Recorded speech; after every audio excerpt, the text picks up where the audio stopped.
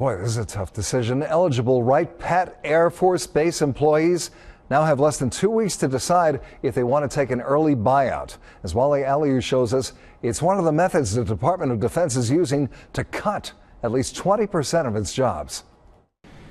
A year after going through sequestration, now Wright-Patt Air Force Base officials are trying to figure out how they are going to eliminate 372 positions. Navy, the Marines, the Army, they're all going through the same type of drill based upon the Secretary of Defense's directive to cut 20% of the management headquarters staff. Those cuts need to happen by October, but civilian employees can voluntarily retire or leave with incentives as long as they notify base officials by August 1st and leave by the end of the fiscal year, September 30th. I was familiar with the job cut, but on such short notice, give me at least 6 months or so, 3 months or so. Give me some time to put in some applications and get some interviews. The base commander says it's too early to determine which families or even how many families in the end will be affected by these budget cuts, but says this buyout option allows them to mitigate the impact. Those positions will be identified by the headquarters management staff based upon their mission sets. If they're eligible to retire, then they can take that route, or we will look for other opportunities on Wright-Patterson Air Force Base based upon the vacancies that we have. Will there be anyone left out in the cold? Oh, I can't speak to that at this point. We have to go through and see who's eligible,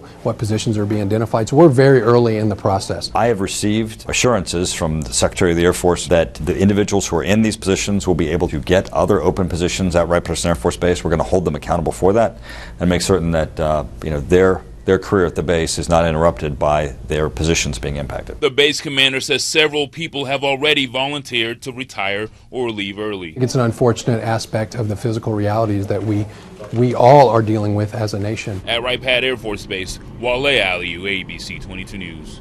Boy, what a shock to a lot of people. Now let's clarify. These cuts apply to employees who are at least 50 years or older with 20 years or more of federal service, or employees of any age with at least 25 years of federal employment.